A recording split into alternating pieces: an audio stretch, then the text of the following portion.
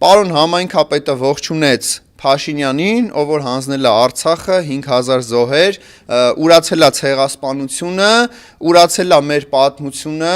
ադրբեջանցիները տարբեր նաև Սյունիքի հետ կապված տարածքներում են ու Նիկոլ Փաշինյանը պնդում է, որ ինքը թուրքերի հետ ախպերություն պետք է անի, ադրբեջանցիների հետ ախպերություն պետք է անի,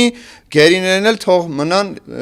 այդ մասով ինքը այդպես լուծումներ չունի։ Ուզում եմ ասեմ, դու ձեռքը ծեխմել ես այդ մարդու հետ, իդեպ դու ես գնացել որ ձեռքը սեղմես, ոնց հասկանանք Փաշինյանը իր օրակարգով գնացել էր,